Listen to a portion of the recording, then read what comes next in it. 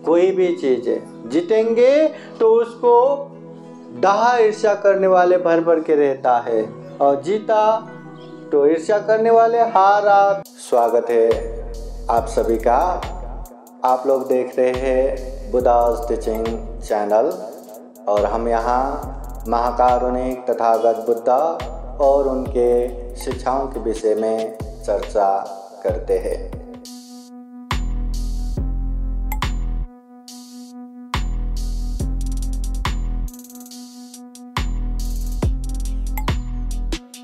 सर्वांनी हात जोडा आणि म्हणा साधू साधू साधू। महाकारुणिक तथागत भगवान बुद्ध को त्रिवार वंदना। महाकारुणिक तथागत बुद्ध द्वारा देशित सुआख्यात धम्म को त्रिवार वंदना। महाकारुणिक तथागत बुद्ध के आर्य श्रावक संघ को त्रिवार वंदना।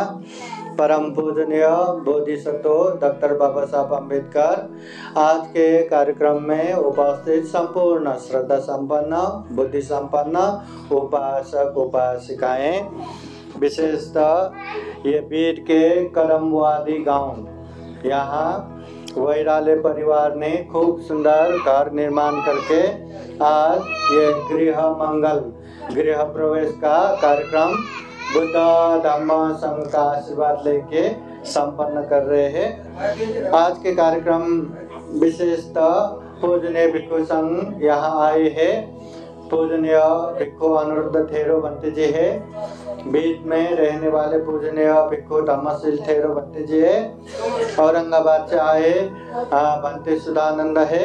इस तरह 4 बंते आज के कार्यक्रम में उपस्थित है।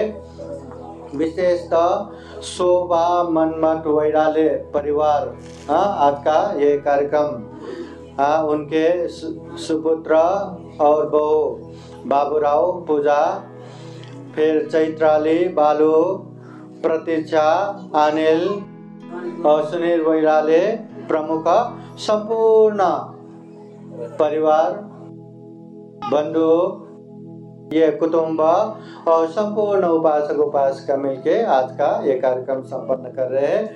मना सर्वांनी एकदा साधु साधु साधु। बुद्धं नमामि धम्मं नमामि संघं नमामि। महाकारुणिक तथागत गौतम बुद्ध बोधिसत्व डॉक्टर बाबासाहेब आंबेडकर या ठिकाणी जमलेले सर्व बौद्ध उपासक उपासिका बालक आणि बालिका आहे। आज आपण या ठिकाणी यासाठी जमलेला आहात की आपण पाहत आता की सुंदर असं वास्तुत्व या ठिकाणी निर्माण झालेली आहे। तेव्हा या गृहप्रवेशाच्या निमित्ताने वैराळे परिवाराने आपल्याला निमंत्रित करून या ठिकाणी आपण त्या निमंत्रणानुसार या ठिकाणी उपस्थित झालात, त्याबद्दल वैराळे परिवाराच्या तर्फे आपल्या सर्वांचं या ठिकाणी स्वागत आहे। आपण अनेक प्रकारच्या कामधंद्यांना दूर सारून आवर्जून या कार्यक्रमाला उपस्थित झालात, त्याबद्दल पुन्हा एकदा आपल्या सर्वांचं अभिनंदन करून या ठिकाणी आपण या कार्यक्रमाला सुरुवात करणार आहोत। यापूर्वी मी अशी या ठिकाणी सूचना करतो की या ठिकाणी शोभा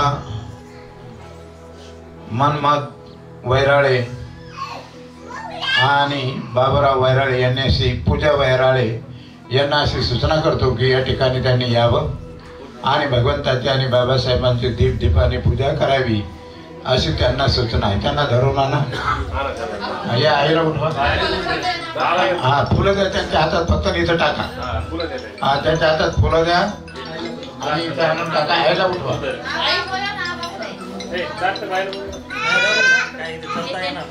बोलू नका बाकी नका बोलू, बाकी शांत राहा। आईला फुलं द्या, फक्त फुलं घेऊन इकडे या, फक्त त्यांना बसू द्या बाबांना। हा पहिले भगवान बुद्धांना पुष्पार्पण करा, नंतर बाबासाहेबांना पुष्पार्पण करा। एक मेणबत्ती प्रज्वलित करा, एक मेणबत्ती लावा, त्यांना मेन हे द्या, माती द्या।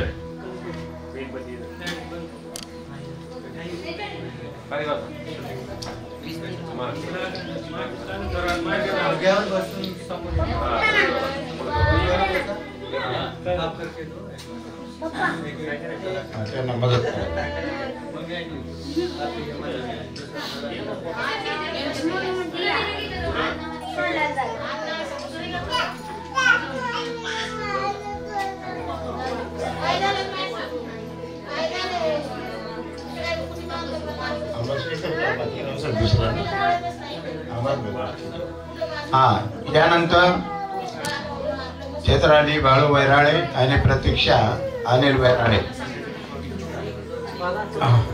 वंदन करून घ्या.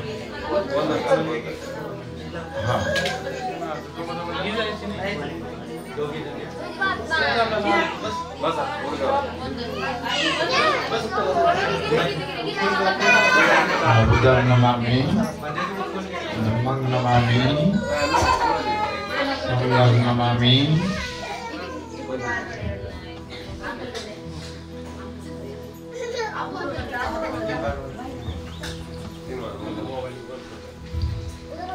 आहेत का सगळे? सुनील वैराळे वगैरे, सुनीता, सुनील करा. बसा. 3 वेळा वंदन करा. बुद्धं नमामि धम्मं नमामि संघं नमामि. बस आपल्या जागेवर होता. आई या सगळ्या मेणबत्त्या प्रज्वलित करा. एक जण उठा. या मेणबत्त्या प्रज्वलित करायला राहिलेला आहे. आया लवकर या. आया लवकर. राहिलेला पेटवा. या साहेब पुढे. गडबड करू नका. 2 मिनिटं शांत राहा.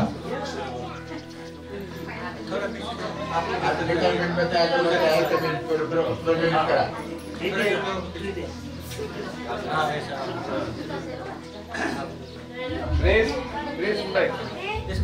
हाँ वो 2 बच्चों चला बोराला बोल.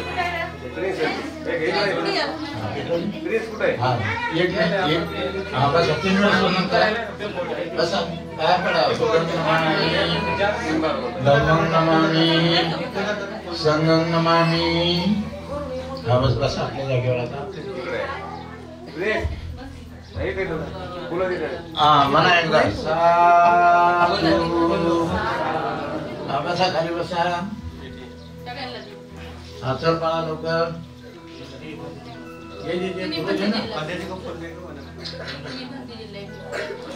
आता बाळाला चला बघू. स्वागत करा.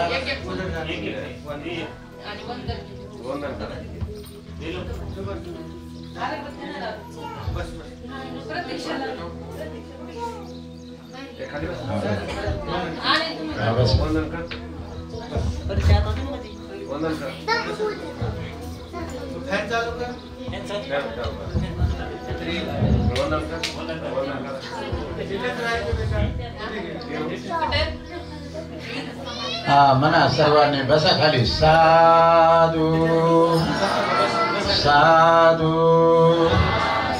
या ठिकाणी बंतेजी आपल्याला त्रिश्रम पंचशील देतील. तेव्हा नक्की या ठिकाणी बंतेजी आपल्याला त्रिश्रम पंचशील देतील. तेव्हा मी माझ्यातर्फे आणि आपल्या सर्वांच्या तर्फे मी बंतेजीला अशी विनंती करतो की त्यांनी त्रिशरण पंचशील देऊन पुढील हा कार्यक्रम पार पाडावा अशी मी बंतेजीला विनंती करतो. सर्वप्रथम हम बुद्ध धम्म संघ को वंदना करेंगे. उसके बाद पंचशील प्रार्थना करेंगे. उसके बाद बुद्धवाणी परित्राण पाठ श्रवण करेंगे और उसके बाद धम्मदेशना श्रवण करेंगे. सभी जन हाथ जोड़िए और बोलिए साधु साधु साधु. जैसा मैं कहता हूँ वैसा ही बोलिए. अरहं सम्मा संबुद्धो भगवा बुद्धं भगवन्तं अभिवादेमि. स्वाक्षातो भगवता धम्मो धम्मं नमस्सामि. सुपतिपन्नो भगवतो सावक संघो संघं नमामि ओकाशवन्दामि बन्ते द्वारतयेन कथं सब्बं अपराधं क्षमता मे बन्ते द्वितीयम्पि तृतीयम्पि ओकाशहं बन्ते ते शरणेन सह पंचशीला तम्मं याचामि अनुग्रहं कृत्वा शीलं देता मे पान्ते द्वितीयम्पि तृतीयम्पि यमहं वदामि तं वदेत नमो तस्स भगवतो अरहतो सम्मा सम्बुद्दस्स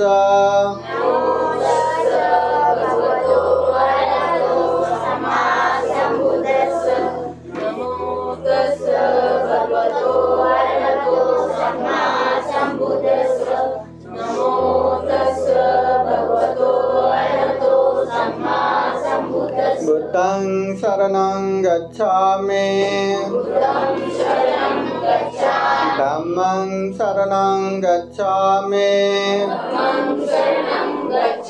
संघं शरणं गच्छामि द्वितीयम्पि बुद्धं शरणं गच्छामि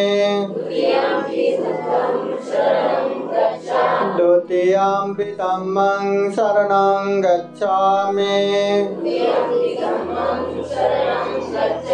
द्वितीयम्पि संघं शरणं गच्छामि तृतीयम्पि बुद्धं शरणं गच्छामि तृतीयम्पि धम्मं शरणं गच्छामि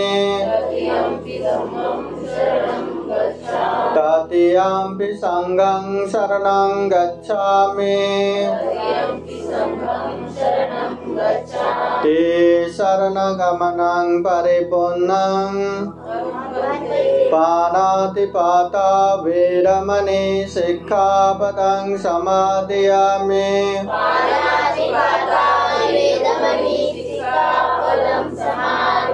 आदिन्नदाना वेरमणि सिक्खापदं समादयामि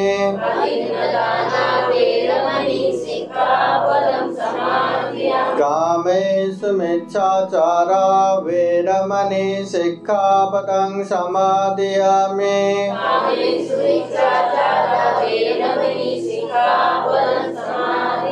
मुसावादा वेरमणि सिक्खापदं समादयामि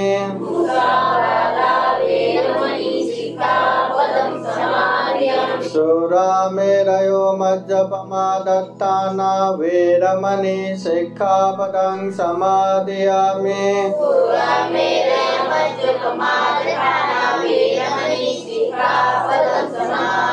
ते शरणेन सह पंचशीलं धम्मं साधुकं सुरक्षितं कृत्वा अपमादेन सम्पादेत साधु साधु साधु बुद्धं नमामि धम्मं नमामि संघं नमामि।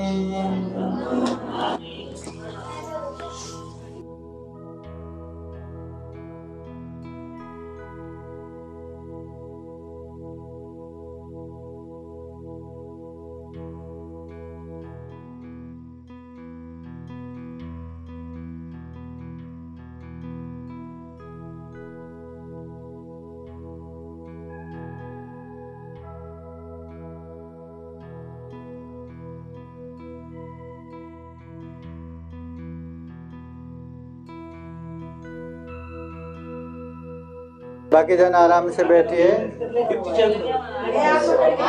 हाँ, सभी जन बोलिए साधु साधु साधु। महाकारुणिक तथागत बुद्ध धम्म संघ के अनंत गुण धम्म और आशीर्वाद से भरा हुआ अभी परित्राण पाठ करेंगे। इस परित्राण के अनुभव से कि वैराले परिवार ने जो मेहनत से बनाया हुआ इस घर में स्वस्ति हो, शांति हो, मंगल हो, कल्याण हो, बुद्ध का आशीर्वाद, धम्म का आशीर्वाद, संघ का आशीर्वाद इस घर में भी रहे, घर में रहने वाले संपूर्ण परिवार बंधु बांधव को भी रहे और आप सभी के जीवन में बुद्ध का आशीर्वाद रहे, धम्म का आशीर्वाद रहे, संघ का आशीर्वाद रहे, ऐसी कामना करते हुए बुद्धवाणी परित्राण पाठ करते हैं। सभी जन परित्राण पाठ सुनने के लिए 3 बार साधु साधु बोलिए।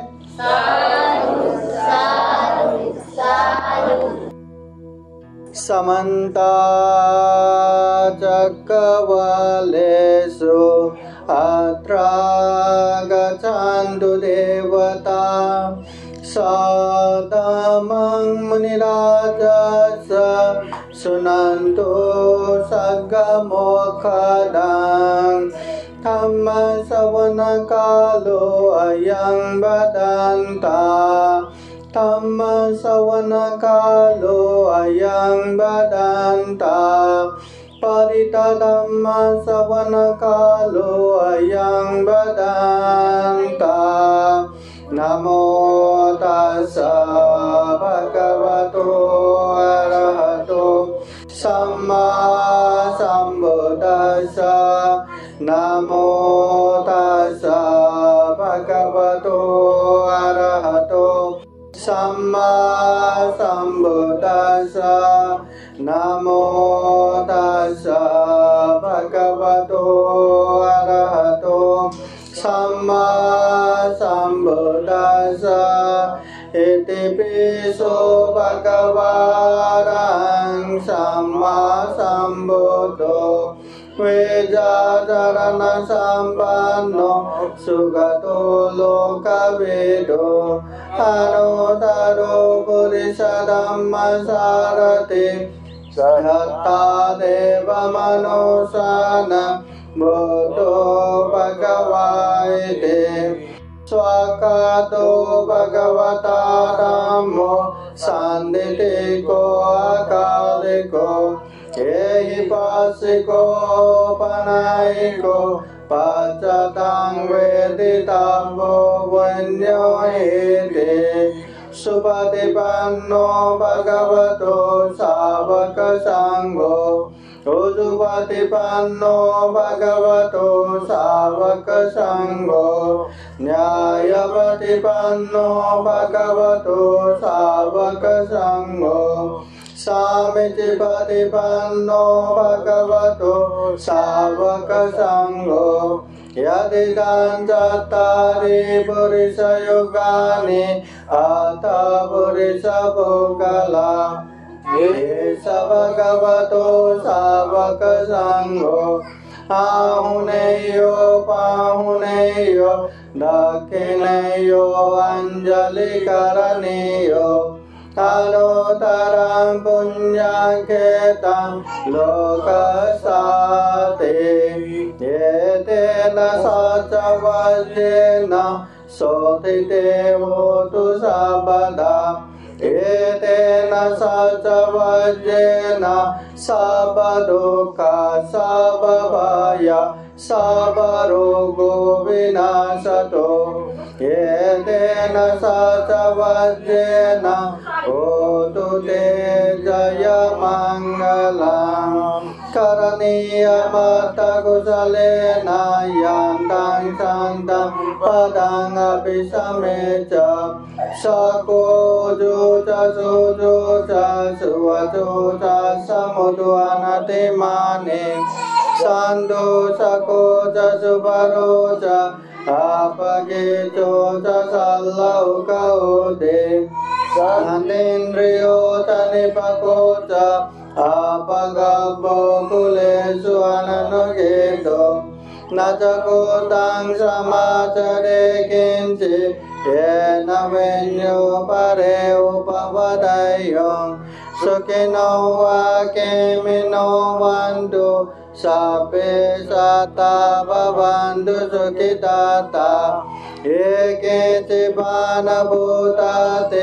तसवादावरावानवशेषा दीर्घावायेव मान्तावा माजिमारासकानुकदोला देता वाएव देता ये चदुरे वसन्ति अभिदूरे होता वा संभवे शिव सबे सता भवन्तु सुखिताता न परो परान्निकोपेत नातिमन्येत कथचिनं कञ्चे व्यारोसनापतिकसंज्ञा नान्यमन्य सदुःखमेचय मातायतानि अङ्गोतम् आयुषाये कपोतमनुराखे एवं विसर्वभूतेषु मानसं भावये अपरिमाणं मेतां च सर्वलोकस्मिन् मानसं भावये अपरिमाणम् ओदं अदोषतिरियं च असंवादं अवेरं असपदं तेतां जरन्निसिन्नो वा शयानो वा यावतां सविगतमिद्धो एतां सतिं अदितेय ब्रह्मवेतां विहारां इदमाहो नेतें चानुपगमशीलवा दर्शनेन सम्पन्नो कामेषु विनयगेत नैजातु गपशय्यं पुनरेतेते एतेन सचवज्रेण सोतिते होतु सर्वदा एतेन सचवज्रेण सबदुःखा सबभय सबरोगो विनाशतो एतेन सचवज्रेण होतु ते जयमङ्गलम् एवं मे सुतां एकं समयं भगवा सावतीयां विहरति जेतवने अनाथपिण्डिकासारामे अत को अन्यतरा देवता अभिकन्दाय रात्या अभिकन्दवन्ना केवलकापं जेतवनङ्गोपासित्वा येन भगवतेनुपसङ्गमित्वा भगवन्तं अभिवादयित्वा एकमन्तं अत्तासि एकमन्तं दिताकोशा देवता भगवन्तं गाताया च वासि बहुदेवा मनोसा च मङ्गलानि अचिन्तयं आकाङ्क्षमानसोत्थानं ब्रूहि मङ्गलमुत्तमम् असेवना च बालानां पण्डितानां च सेवना पूजा च पूजनीयानां एतं मङ्गलमुत्तमम् पतिरूपदेशवासो च भोगे च कथपुण्यता आतसमापनिधे च एतं मङ्गलमुत्तमम् भावो सतं च सेपं च विनयो च सुशिक्षितो सुभाषिता च यावाच एतं मङ्गलमुत्तमम् माता पितोपात्तानां भूतदारस्य सङ्गो अनाकुलाचकं हन्ता एतं मङ्गलमुत्तमम् दानं च ब्रह्मचर्या च न्यातकानं च सङ्गो अनवज्जानि कर्माणि एतं मङ्गलमुत्तमम् आरति विरति पापमजपाना च संयमो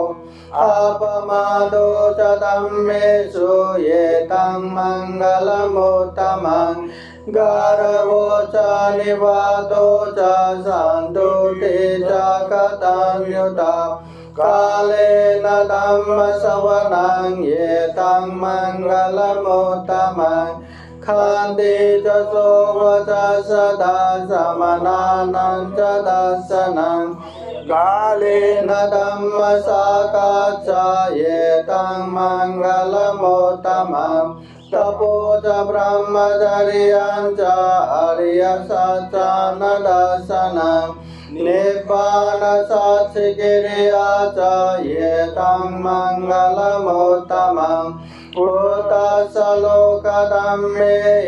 चेतं यशनकाम्बते अशोकं विरजं केम एतं मङ्गलमुत्तमम् एतादृशानि गत्वा न सपथमपराजिता सपथजोतिं गच्छन्ति तं देशं मङ्गलमुत्तमं ते एतेन सच्चवज्रेण श्रोत्रिते होतु सर्वदा एतेन सच्चवज्रेण सर्वदुःख सर्वभय सर्वरोगो विनाशतु एतेन सच्चवज्रेण होतु ते जयमङ्गलं दुःखपत्ताचने दुःख भयपत्ताचने भय शोकपत्ताचने शोक वन्दु सर्वे विपानिनो एतावता मे सम्पदं पुण्यसम्पदं सर्वे देवानुमोदन्तु सर्वसम्पत्तिसिद्धिया दानं ददान्तु श्रद्धाय शीलं रक्षन्तु सर्वदा भावनाविरता भवन्तु गच्छन्तु देवतागता सर्वे बुद्धा बलवत्ता पथिकानं जयं बलम् अरहन्तानं च तेजेन रक्षं वन्दामि सर्वशो आकाशता च भूमता देवानागमहितिगा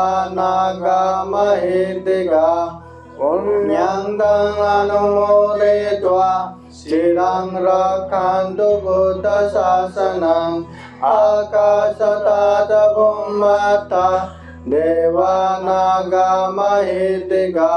पुण्यं तं अनुमोदयित्वा चिरं रक्षन्तु धम्मदेशनम् आकाशता च भूमता देवानागमहितिगा पुण्यं तं अनुमोदयित्वा चिरं रक्षन्तु त्वां परान्ते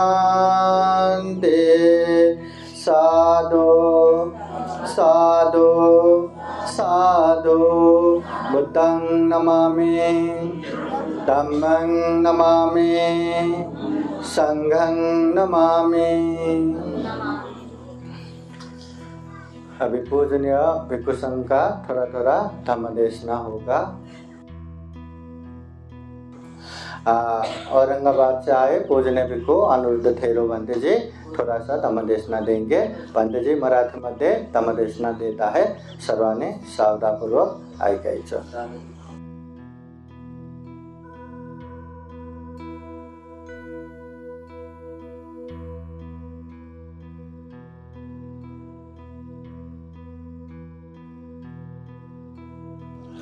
नमो तस्स भगवतो अरहतो सम्मा सम्बुद्धस्स। नमो तस्स भगवतो अरहतो सम्मा सम्बुद्धस्स। नमो तस् भगवतो अरहतो सम्मा संबुद्धस्स। महाकारुणिक तथागत गौतम बुद्ध बोधिसत्व डॉक्टर बाबासाहेब आंबेडकर या ठिकाणी जमलेले सर्व बौद्ध उपासक उपासिका बालक आणि बालिका आहे। आज आपण खऱ्या अर्थाने या वास्तुशांतीच्या गृहप्रवेशाच्या निमित्ताने या वैराळे परिवारांच्या निमंत्रणानुसार आपण या ठिकाणी उपस्थित झालात, तेव्हा सर्वप्रथम आपल्याला या वैराळे परिवाराच्या तर्फे आपलं सर्वांचं अभिनंदन आहे। आपण आलात, या कार्यक्रमाला उपस्थित झालात, पुन्हा एकदा आपला सर्वांचं अभिनंदन करून आपण या प्रवचनाला सुरुवात करणार आहोत। तत्पूर्वी आपण या ठिकाणी थोडासा प्रवचन ऐकण्यासाठी 3 वेळा साधुकार द्यायचा।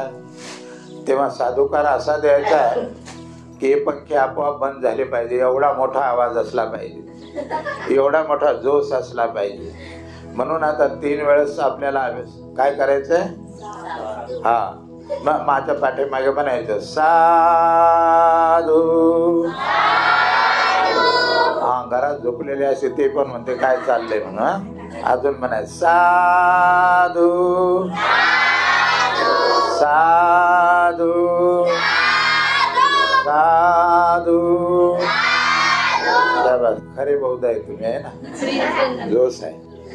म्हणून आपण या ठिकाणी पाहतो की या नवीन वास्तूची या ठिकाणी सुंदर अशी निर्मिती झालेली आहे आणि ही निर्मिती याचं सगळं श्रेय मात्र बाबासाहेबांना जात।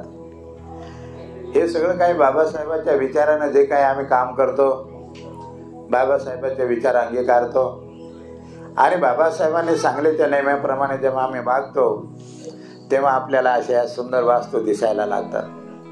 वरना बाबासाहेबांच्या म्हणण्याप्रमाणे जेव्हा विरुद्ध आम्ही वागतो तेव्हा ह्या वास्तू आपल्याला दिसत नाही। आणि म्हणून बाबासाहेबांनी जे काही आपल्याला या ठिकाणी जे काही मार्गदर्शन केलेलं आहे ते मार्गदर्शन उगाचच असं केलं नाही, तर आपल्या प्रगतीसाठी भगवंतांनी बाबासाहेबांनी आपल्याला वेळोवेळी मार्गदर्शन करून आपण कसं उंच उडावं आणि अशा प्रकारे आकाशामध्ये कसं फिरावं हे बाबासाहेबांनी ज्ञान आपल्याला दिलं। आणि त्या ज्ञानाप्रमाणे जर आपण अशा प्रकारे वागत राहिलो, चालत राहिलो आणि खरंच बाबासाहेबांच्या मार्गदर्शनाने आपण जर चालत राहिलो तर खरोखरच आपण असेच काय, परंतु रडवणच काय, पण आपण आकाशात सुद्धा आपण फिरू लागलेला आहोत। फिरतो का नाही आकाशात आपण? आणि म्हणून हे सगळं बाबासाहेबांची देण आहे। आणि केवळ बाबासाहेबांची देण नाही, तर बाबासाहेब एका ठिकाणी असं म्हणतात की रमा, ही माझी देण नाही, हे सगळे तुझेच कष्ट आहे। जर बाबासाहेबांना जर रमाई जर अशी फिरू दिली नसती आणि ते म्हणली इथंच बस, बाबासाहेबांनी एवढी तरक्की केली असती का? केली असती? नसती केली। आणि म्हणून रमाईचं सुद्धा फार मोठं याच्यात मोल आहे आणि अशा प्रकारे रमाईचं सुद्धा मोठी देण आहे। म्हणून बाबासाहेबांचं त्या ठिकाणी नाव घेतलं जातं, त्या ठिकाणी आवर्जून रमाईचं सुद्धा नाव घेतलं जातं, कारण रमाईचा याच्या सिंहाचा वाटा आहे। आणि म्हणून अशा प्रकारचा मग पाहतो की हे सगळं सिंहाचा वाटा असताना जेव्हा बाबासाहेबांनी आपल्याला एवढ्या मोठं मार्गदर्शन केलं आणि अशा प्रकारे आपण गावाच्या बाहेर राहत होतो, अनेक प्रकारचे आपल्याला घरदार नव्हते, कुडाचे घरं होते, गवताचे घरं होते आणि एवढंच नाही तर नवीन नवीन कपडे घालण्याची सुद्धा आम्हाला परवानगी नव्हती आणि अशा प्रकारे गावातून सुद्धा फिरत नव्हतो। परंतु एवढा मोठा बदल हा केवळ बाबासाहेबांच्या या मार्गदर्शनामुळे आणि त्यांच्या कष्टामुळे आज आम्हाला एवढे सुंदर चमकणारे घर आज दिसायला लागले। चमकायला लागलं का नाही?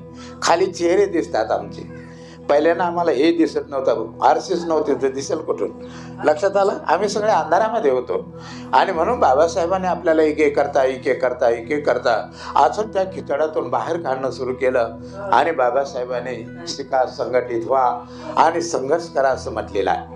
आणि म्हणून हे संघर्षाप्रमाणे आपण त्याप्रमाणे वागतो, तरक्की करतो, बाबासाहेबांच्या नियमाप्रमाणे चालतो, तर आज आपल्या अशा प्रकारे मुलं सुद्धा तरक्की करत आहेत, शिकत आहेत आणि अशा प्रकारे उंच पदावर ते सुद्धा आरूढ होत आहेत।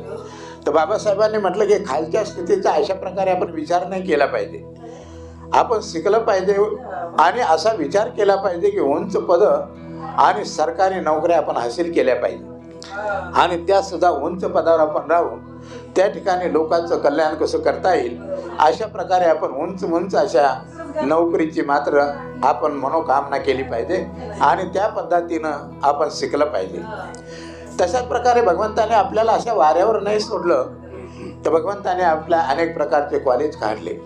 आपण पाहतो औरंगाबाद मिळण्यासारख्या कॉलेज काढलं, नागपूरमध्ये अनेक प्रकारचे कॉलेज काढले, असे अनेक प्रकारचे दिल्ली मोठ्या मोठ्या शहरामध्ये आणि त्या ठिकाणी रिझर्वेस करून आपल्या मुलांना प्रवेश दिला आणि प्रवेश देऊन आपल्या मुलांना अशा प्रकारे प्रवेश देऊन त्या ठिकाणी सुशिक्षित केलं आणि सुशिक्षित केलं. भगवंताने तेवढे सोडलं नाही, बाबासाहेबांनी एवढंच करून सोडलं नाही की मुलं शिकले तर पुढं काय करतील, परंतु बाबासाहेबांनी या सगळ्याचं आपल्याला आरक्षण दिलं आणि शिकून मात्र त्या काळामध्ये अनेक प्रकारचे मात्र अशा प्रकारे मोठ्या मोठ्या पदावर आपले मुलं लागले.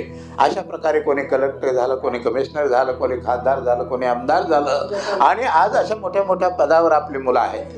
ही कोणाची देण आहे? ही सगळी बाबासाहेबांची देण आहे. म्हणून जर एवढी मोठी बाबासाहेबांची देण जर आपल्याजवळ आहे तर आम्हाला भेटायची काय कारण आहे? आणि म्हणून आज आपण वरी फुलं अशा प्रकारे वर चालू लागलेला आहोत. पुढे भगवान बुद्धांनी अशा प्रकारे बाबासाहेबांनी विचार केला की माझ्या समाजाला, आमच्या समाजामध्ये अनेक प्रकारच्या बायांना अंगात येत होतं, घरोघरी देवी येत होत्या, अनेक प्रकारचे देव येत होते आणि बायाचे बुचुडे त्यावेळेस बांधल्या नव्हते जात, त्या अशा फिरकवायच्या आणि मोठ्यानं घुमायच्या, व्याव करायच्या, लक्षात आलं, व्याव करायच्या.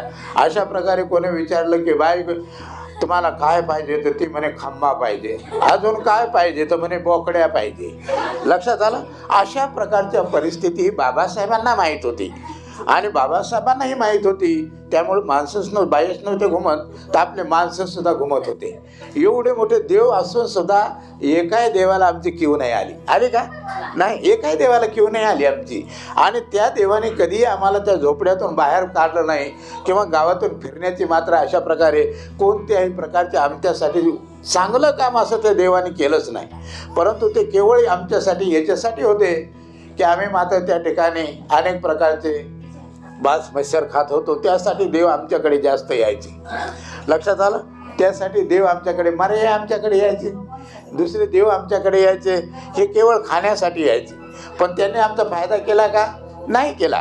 म्हणून जगामध्ये असा एक तारा उत्पन्न झाला आणि तो असा चमकला की त्या ठिकाणी बाबासाहेबांनी आमचं देहच नाही, आमचं कल्याणच नाही, परम कल्याण करून टाकलं, अशा प्रकारे सुख करून टाकलं. आणि म्हणून अशा प्रकारे आपण या स्थितीमध्ये आहोत.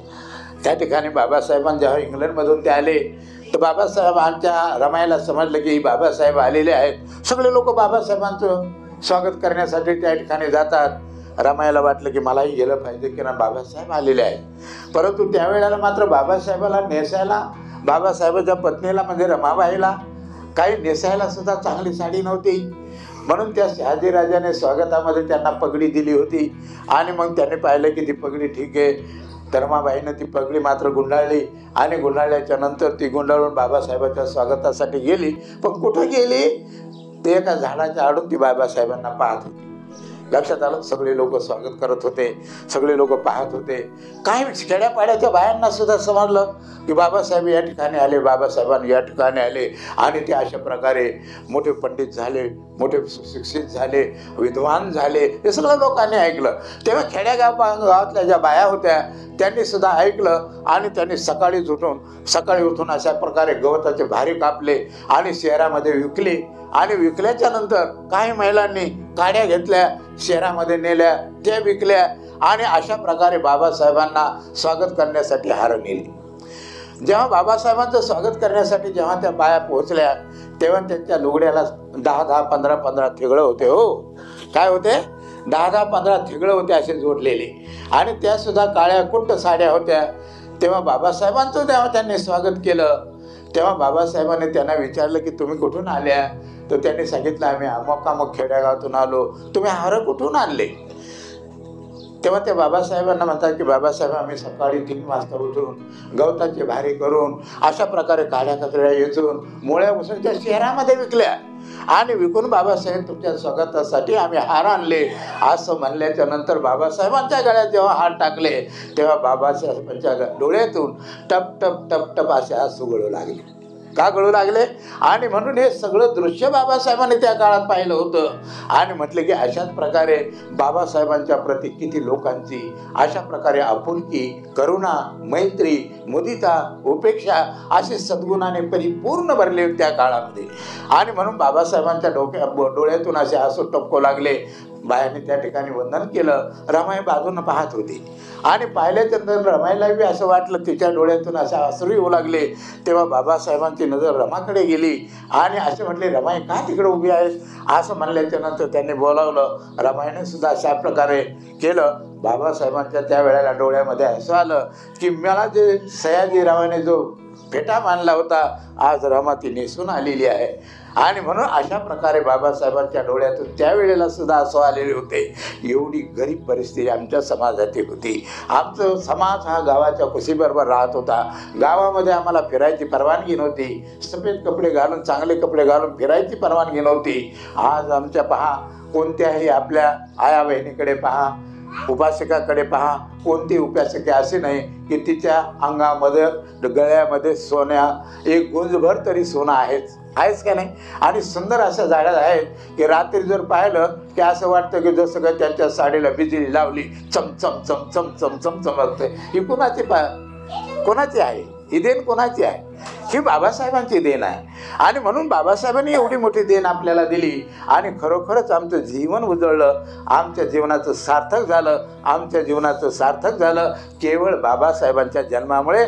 आणि जे काय आम्ही देव काय खंडोबा, विरोबा, मरिबा जे काय आमच्यामध्ये होते, त्यांनी मात्र आमचं नुकसानच केलं. त्यांनी आमचा फायदा नाही केला. म्हणून बाबासाहेब एवढ्यावरच नाही थांबले, तर त्यांनी अनेक जाती धर्माचा अभ्यास केला आणि अभ्यास करून आम्हाला शुद्ध असा धर्म दिला.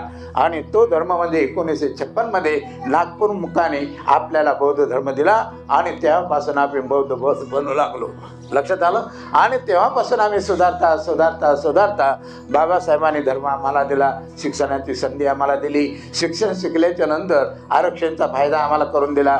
मोठे मोठे लोक आपले शिकले, बोरं शिकले आणि मोठ्या मोठ्या हुद्द्यावर लागले. अशा प्रकारे मोक्याच्या जागा त्यांनी पत्कारल्या आणि आज आमच्या लोकांचं कल्याण झालं. म्हणून याचं सगळे काही उपासक दिसतात. त्यांचं एकच कारण आहे की बाबासाहेबांनी जी मेहनत केली, जे कष्ट केले, ते रमाईने जे काही कष्ट केले, मेहनत केले, त्याचं आज फळ हे आहे. आणि म्हणून मी या ठिकाणी थांबतो. आणि म्हणून या वैराळे परिवाराने सुंदर असं मेहनतीनं, आपल्या कष्टातून जे काय थोडंफार पैसे जमा करून हे काय सुंदर वास्तूचं निर्माण केलं. खरोखरच त्यांचं कौतुक करावं तेवढं असं वाटतं. म्हणून अशाच प्रकारे आपण सर्वांनी बाबासाहेबांच्या विचारानं चालून आपण प्रगती करा आणि उंच असे भरारी घ्या आणि अशा प्रकारे सुंदर असे घरं निर्माण करा. आणि एवढंच नाही तर आपण बसगाडीमध्येच नका फिरू, तर हवाई जहाज सुद्धा फिरण्याची आपण काय केली पाहिजे? तयारी केली पाहिजे आणि उंच आकाशामध्ये फिरलं पाहिजे. एवढंच बोलून आपण या ठिकाणी मी थांबतो. आपण ऐकून घेतलं त्याबद्दल खरोखरच आपलं कौतुक करावं तेवढंसं वाटलं. कारण खेड्यागावामध्ये आल्याच्या नंतर खेड्यागावचे जे उपासक हे काय करत राहतात, पण इथं मात्र तसं नाही. इथं मी असं पाहतो की सगळे उपासक ध्यान देऊन ऐकतात, हसत चेहऱ्याने ऐकतात. म्हणून मी त्यांचं कौतुक करतो. आणि एकदा मोठ्याने म्हणायचे पंखे बंद झाले पाहिजे आपोआप. आता जोश आला का नाही आपल्याला? आता म्हणा, सर्वांनी म्हणा, साधू साधू साधू. बुद्धं नमामि, धम्मं नमामि, संघं नमामि. सर्वांचं मंगल हो, सर्वांचं कल्याण हो, सर्वांना आयुष्यभर सुख आणि बलाची प्राप्ती हो. खूप मंगल हो, खूप कल्याण हो. यानंतर माझ्या या उजव्या बाजूला बसलेले डॉक्टर भदंत इंदवंजी मास्तवीर हे आपल्याला धम्म उपदेश करून उपकृत करतील असे मी माझ्यातर्फे आणि आपल्या सर्वांच्या तर्फे अशी विनंती करतो की त्यांनी आम्हाला धर्मदेशना देऊन उपकृत करावं असे मी त्यांना विनंती करतो. म्हणा, साधू. सर्वांनी हात जोडा आणि म्हणा, साधू साधू साधू. जयं वेदां पासवती दुःखं सेति पराजितो उपसंतो सुखं सेते हेत्वा जय पराजयं। महाकारुणिक तथागत भगवान बुद्ध धम्म संघ को त्रिवार वंदना। परम पूजनीय डॉक्टर बाबा साहब अम्बेडकर आज के विशेष कार्यक्रम में उपस्थित पूजनीय भिक्षु संघ श्याम नीलकंठ, श्रद्धा संपन्न बुद्धि संपन्न उपासक उपासिकाएं, सर्वप्रथम ये इस गांव में वैराले परिवार द्वारा खूब सुंदर घर निर्माण करके पूजनीय भिक्षु संघ के उपस्थिति में यह गृह प्रवेश किया। संपूर्ण वैराले परिवार को बुद्ध का आशीर्वाद, धम्म का आशीर्वाद, संघ का आशीर्वाद रहे। इस घर में भी स्वस्ति हो, शांति हो, मंगल हो, कल्याण हो। और इस कार्यक्रम में उपस्थित प्रत्यक्ष अप्रत्यक्ष इस कार्यक्रम में जुड़े हुए संपूर्ण उपासक उपासिकाओं के जीवन में भी बुद्ध का आशीर्वाद रहे, धम्म का आशीर्वाद रहे, संघ का आशीर्वाद रहे, ऐसी कामना करते हैं। बोलिए साधु साधु साधु। महाकारुणिक तथागत बुद्ध कहते हैं जयं वेरं पशवते। इस दुनिया में बहुत सारे लोग मुझे ये करना है, मुझे ये जीतना है, मुझे ये करके दिखाना है, ऐसे वोट में लगे रहते हैं। एकदम दिखावे में भागते रहते हैं। मुझे ये करके जीतना है, मुझे वो करके जीतना है, मुझे ये करके दिखाना है, मुझे वो करके दिखाना है। बुद्ध कहते हैं ऐसे होड़ में रहेंगे ना, नतीजा क्या? जो व्यक्ति जय मतलब विजयी होता है, जो व्यक्ति वो जीत भी लेता है, वो व्यक्ति का मतलब वो व्यक्ति के पीछे पीछे वैरी लोग रहते हैं। ईर्ष्या करने वाले, दाह करने वाले, गलत चाहने वाले, ऐसे लोग भर भर के रहते हैं। इसलिए जीत के भी कोई मतलब नहीं। फिर बुद्ध कहते दुखं सेति पराजितो। और जो व्यक्ति जिंदगी में हार जाते हैं या कोई चीज में हार जाते हैं, अरे उसके दुख का क्या सीमा। वो तो इतना दुखी होके बैठते, अरे जिंदगी में एक घर बनाना था, घर ही नहीं बना पाया, जिंदगी में ये करना था, वही नहीं कर पाया, ये करना था, ये नहीं कर पाया। इतने दुखी, इतने दुखी, दुख से ही भरा भरा रहता है। जीता तो भी ईर्ष्या करने वाले और हारा तो भी खुद ही दुखी होके बैठते हैं। जिंदगी का ये सत्य है। कोई भी चीज है, जीतेंगे तो उसको दाह ईर्ष्या करने वाले भर भर के रहता है, और जीता तो ईर्ष्या करने वाले, हारा तो असीम दुख, बहुत सारे दुख कष्ट। इसलिए उपसंतो सुखं सेति, जो शांत पूर्वक रहते हैं ना, ऐसे जय में, ऐसे पराजय में, ऐसे चीजों में उलझा नहीं रहता, शांत रहता है, ऐसे व्यक्ति सुख पूर्वक रहते हैं, हैप्पी पूर्वक रहते हैं। हाँ, और हित्वा जय पराजय, ऐसे जय और पराजय से थोड़ा दूर रहेंगे तो सुख शांति पूर्वक रहते हैं। इसलिए तथागत बुद्ध कहते हैं उसने मुझे मारा, उसने मुझे लूटा, उसने मुझे हराया, उसने मुझे जीता, ऐसे बार बार मन में याद करके बैठेंगे तो उसके मन में कभी भी सुख नहीं रहता, कभी भी शांति नहीं रहता। वो चाहे बच्चे हो, चाहे जवान हो, चाहे बूढ़े हो, हर किसी को लागू होता है। छोटे छोटे बच्चे भी स्कूल में जाते समय उसने मुझे मारा, उसने मुझे जीता, उसने मुझे लूटा, उसने मुझे हराया, ये बातें याद करके बैठेंगे तो शांति से बैठ ही नहीं पाते। फिर उसको सुख शांति भी नहीं रहता, अच्छे से पढ़ाई भी नहीं होता, हमेशा दुखी दुखी दुखी, है ना। वैसे ही बड़े हो या बूढ़े हो, हर किसी को लागू होता है। इसलिए तथागत बुद्ध कहते हैं ऐसे चीजों से दूर रहे। किच्चो मनुष्य पति लाभो, ये मनुष्य जीवन बहुत ही दुर्लभ है, बहुत ही अमूल्य है, प्राणी जगत में सर्वश्रेष्ठ है।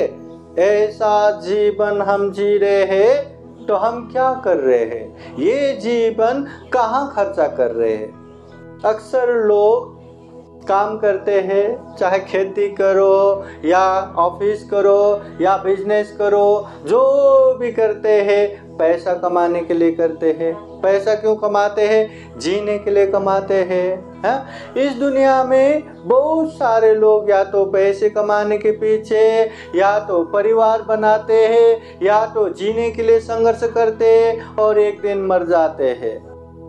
हाँ, ये इंसान ऐसा करके अपना जीवन खर्चा करते हैं। तो बाकी प्राणियां भी देखो, छोटे से छोटे कीट पतंग से लेके बड़े बड़े से जीव जंतु भी यही करके जीते हैं। वो लोग भी जीने के लिए संघर्ष करते हैं, वो लोग भी खाते पीते हैं, वो लोग भी परिवार बनाते हैं और वो लोग भी मरते हैं। तो उनमें और हम में क्या फर्क है? कुछ भी फर्क नहीं रहा ना। और हम कहते हैं ये दुर्लभ जीवन, ये सर्वश्रेष्ठ जीवन, और हम भी वही पशु पंछी जैसा ही तो जी रहे। तो क्या फर्क है? समझ में आया क्या?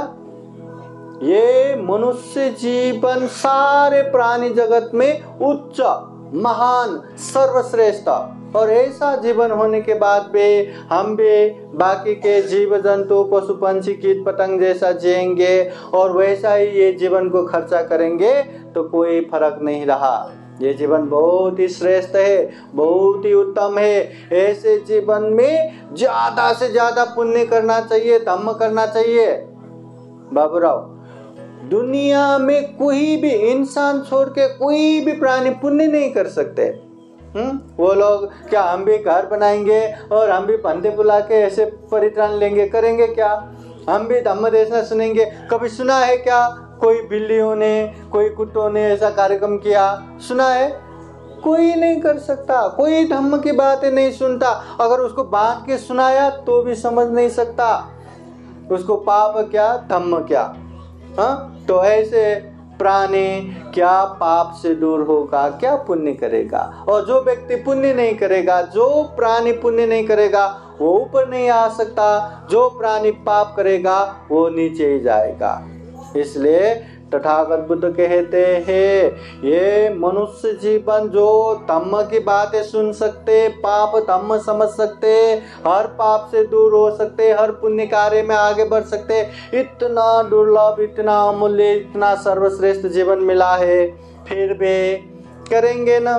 जब मौका मिलेंगे तब पुण्य करेंगे। हाँ, तो बहु ना करो ना, ऐसा कर करके आगे बढ़ने वाले क्या पुण्य करेगा, क्या पाप से दूर होगा? हाँ, और ऐसा करेंगे करेंगे, देखेंगे देखेंगे करके बैठने वाले जिंदगी कब कहाँ कैसे खत्म होगा पता ही नहीं चलेगा। और जिंदगी इतना दुर्लभ जीवन होने के बाद भी हमेशा नहीं रहता। आप लोगों को लगता है कि हम हमेशा रहने वाले हैं? ये घर हमने बनाया इतना सुंदर, हाँ चकाचक, इतने खूबसूरत बनाया, ये घर में हम कितने साल रहेंगे? 50 साल, 100 साल, 200 साल? अरे जिएंगे भी क्या हम उतने साल? हाँ, कितना भी मेहनत करो, हम रहेंगे, हमारे बाद कोई और रहेगा, उसके बाद और कोई रहेगा, बस चलता रहेगा। जैसे हम बुद्ध गया जाते समय धर्मशाला में रुकते हैं ना, सिर्फ 1 दिन 2 दिन के लिए रुकते हैं। उसको मेरा मेरा करके, ये मेरा रूम, मैं इसमें ये रखूंगा वो रखूंगा, सोचते हैं क्या? नहीं, धर्मशाला है, 2 दिन रुकना है, जाना है। वैसे ही ये जीवन है, कब कहाँ कैसे खत्म होगा पता नहीं। इसलिए ऐसे जीवन को याद रखते हुए हमें पुण्य ही करना है। बुद्ध कहते हैं पुण्यं चे पुरुषो कैरा कैरा थेतं पुनः पुनः। इंसान को पुण्य करना चाहिए, धम्म करना चाहिए, बार बार बारंबार करना चाहिए। जितना पुण्य करेंगे, जितना धम्म करेंगे, उतना ही जीवन में सुख शांति आएगा। तो ऐसे ही पुण्य कार्य आज हम कर रहे हैं। एक तो पूजनीय भिक्षु संघ को कहाँ से, औरंगाबाद से कितने दूर दूर से हमने निमंत्रण दिया, और बनते लोग कब से इनविटेशन देके आना है आना है आना है, और आज पांते जी पहुंच भी गए, स्वागत करके यहाँ लाए और यहाँ लाके हमने पूजा किया, पंचशील प्रार्थना किया, बुद्ध धम्म संघ के शरण जाके 5 शील अच्छे से पालन करेंगे ऐसा अधिष्ठान किया। प्राण हिंसा नहीं करना, चोरी नहीं करना, व्यभिचार नहीं करना, झूठ नहीं बोलना, नशा पता सेवन नहीं करना, ये 5 शील अच्छे से पालन करेंगे ऐसा संकल्प करते हुए पंचशील प्रार्थना किया। उसके बाद हमने परित्राण पाठ श्रवण किया। परित्राण बोले तो बुद्ध धम्म संघ का आशीर्वाद, ब्लेसिंग। जीवन में हमेशा बुद्ध धम्म संघ का आशीर्वाद चाहिए, वही आशीर्वाद हमने ये परित्राण सुना। ये परित्राण बोले तो भगवान बुद्ध के समय से चले आए परित्राण, ये बुद्ध के मुंह से निकला हुआ शब्द को यहाँ उच्चारण करते हुए परित्राण करते हैं, इसलिए वो परित्राण बहुत बड़ा प्रभाव। जिस तरह उजाला हुआ तो वहां अंधेरा रह सकता है क्या? नहीं रह सकता, अपने आप चला जाता है। उसी तरह भगवान बुद्ध के शब्द वाणी परित्राण पाठ करने से वहाँ वो जो भी गलत है, जो भी अकुशल है, जो भी शैतान है, वो सब दूर दूर दूर दूर हो जाता। अच्छी चीज ही रहता है, गलत चीज दूर हो जाता है। इसलिए ये परित्राण पाठ करना भी बहुत पुण्य है, धम्म है। उसके बाद हम ये धम्म देशना सुन रहे हैं। भगवान बुद्ध कहते हैं समय समय पर धम्म देशना सुनना ये उत्तम मंगल है। कालेन धम्म श्रवण ये तम मंगलम उत्तम, ऐसा उत्तम मंगल ये धम्म देशना सुन रहे हैं। तथागत बुद्ध एक समय कहते हैं इस दुनिया में जिस तरह नख में थोड़ा सा ही धूल रहता है, सारा पृथ्वी धूल से भर पड़ा है, वैसे ही दुनिया में अच्छे धम्म को जानने वाले बहुत कम है। बाकी तो पृथ्वी में पड़े धूल जैसा। अच्छे धम्म को जान के अच्छे से पालन करने वाले, परिपूर्ण होने वाले, नख में जितना धूल है उतना है, बाकी तो पृथ्वी में पड़े धूल जैसा। हम अच्छे धम्म जानते हैं। बाबा साहब के पुण्य अच्छे धम्म तो जानते होंगे, सुनते होंगे, पर सही से उसको जानते हैं क्या? सही से उसको पालन करते हैं क्या? पालन करने वाले बहुत ही कम रहता है। बाकी तो जब जरूरत पड़ा तब पूजा किया, पाठ किया, बस फिर भूल गया, वैसा ही। मगर बाबा साहब ने इतना अच्छा बुद्ध धम्म दिया है, वो धम्म को जानना है, पालन करना है, दानशील भावना अपने आचरण व्यवहार में पालन करना है, ऐसे करने वाले बहुत ही कम रहता है। तो ये ऐसा करने वाले बहुत कम रहता है। तो हम किस में आता है, बार बार याद रखना चाहिए। तो आज के दिन में ये सारा चीज जो भी कर रहे, ये पुण्य कर रहे, ये धम्म कर रहे, उसके बाद हम चीवर दान भी दे रहे। तथागत बुद्ध के शरीर पे जो वस्त्र रहता है उसे चीवर कहते हैं। पहनते जन जो भी अपने आंग पे ये वस्त्र पहनते हैं इसे चीवर कहते हैं। एक चीवर पहन के कितना धम्म का प्रचार प्रसार करते हैं, और जितना धम्म का प्रचार प्रसार करते हैं वो चीवर दान देने वाले को पुण्य लगता रहता है। इसलिए बुद्ध शासन में ये चीवर दान देना महाकुशल कहते हैं, बहुत बड़ा पुण्य है। बुद्ध विहार दान देना महाकुशल है, बुद्ध विहार के लिए जमीन दान देना महाकुशल है, बुद्ध मूर्ति दान देना महाकुशल है, संघ दान देना महाकुशल है, कठिन चीवर दान देना महाकुशल है, धम्म दान देना महाकुशल है, अस्त्र परिष्कार दान देना महाकुशल है। अस्त्र परिष्कार बोले तो चीवर के साथ अस्त्र परिष्कार, तो ये महाकुशल हम कर रहे हैं। तो हमारा यही उद्देश्य है, बहुत मेहनत से एक घर बनाया, ये घर में कोई भी विघ्न बाधा भय अंतराय ना आए। बुद्ध का आशीर्वाद रहे, धम्म का आशीर्वाद रहे, संघ का आशीर्वाद रहे, घर में भी स्वस्ति हो, शांति हो, मंगल हो, कल्याण हो, घर में रहने वाले सारे परिवार कुटुंब का भी सुखी हो, निरोगी हो, दीर्घायु हो, और सारे लोगों का भी कल्याण हो, मंगल हो, ऐसी कामना करते हुए ये हम कर रहे हैं। तो ये जितने भी हम पुण्य कर रहे, इस पुण्य के अनुभाव से जो भी हम आगे पुण्य करेंगे, इस पुण्य के अनुभाव से भी संपूर्ण वैराल्य परिवार हाँ, विशेषतया बाबूराव है, पूजा ताई है, बच्चे है, सारे परिवार है, माता पिता है, सारे परिवार बंधु कुटुंब सबके जीवन में बुद्ध का आशीर्वाद रहे, धम्म का आशीर्वाद रहे, संघ का आशीर्वाद रहे। आज विशेषतः ये खूबसूरत घर है ना, गांव में भी इतना सुंदर घर बनाना ये छोटी मोटी बात नहीं है। हाँ, इतना सुंदर घर बनाया, इस घर में भी स्वस्ति हो, शांति हो, मंगल हो, कल्याण हो, बुद्ध का आशीर्वाद रहे, धम्म का आशीर्वाद रहे, संघ का आशीर्वाद रहे। घर को भी, घर में रहने वालों को भी हमेशा हमेशा आशीर्वाद रहे, ऐसी कामना करते हुए ये छोटा सा धम्म देशना यही समापन करते हैं। सबका मंगल हो, सबका कल्याण हो, भवतु सबका मंगलम। बोलिए साधु साधु साधु।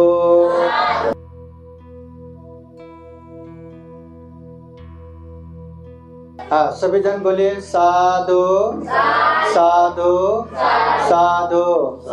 इमं चीवरं साथ परिखारं भिक्षु संघस दानं देमं पूजेमं इदं मे पुण्यं आसवक्षया वहं होतु इदं मे पुण्यं निब्बानस पचयो होतु इदं मे पुण्यं सप्पे सत्ता सुखिता भवन्तु।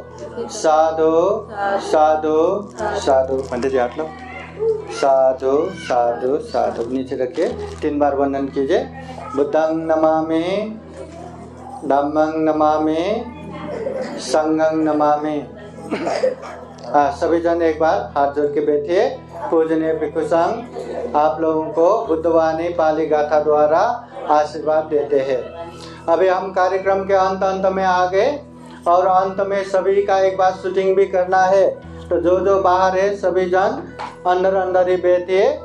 अभी पूजनीय भिक्षु संघ आप लोगों को आशीर्वाद देंगे। सब लोग हाथ जोड़िए और बोलिए साधु साधु साधु। सभेतियो विभाजन्तु सर्वरोगो विनाशतु माते भवतु अन्तरायो सुखी दीर्घायुको भव। भवतु सर्वमङ्गलं रक्षन्तु सर्वदेवता सर्वबुद्धानुभावेन सदा सुते भवन्तु ते। भवतु सर्वमङ्गलं रक्षन्तु सर्वदेवता सर्वधर्मानुभावेन सदा सुते भवन्तु ते। भवतु सर्वमङ्गलं रक्षन्तु सर्वदेवता सर्वसङ्गानुभावेन सदा सुते भवन्तु ते। एचिदं वासिदं दुह्यङ्गे पमेव समेजतु सर्वे पुरन्तु चित्तसङ्कल्प छन्दोपन्नरसो यथा। आयु आरोग्य सम्पत्ति जग सम्पत्तिमेव च अतो निब्बान सम्पत्ति इमिनाते समेजतु। साधु साधु साधु। बुद्धं नमामि, धम्मं नमामि, संघं नमामि। सबका मंगल हो, सबका कल्याण हो, सुखी हो सुखी हो सुखी हो। साधु साधु साधु। बुद्धं नमामि, बुद्ध को नमन करता हूँ। धम्मं नमामि, धम्म को नमन करता हूँ। संघं नमामि, संघ को नमन करता हूँ।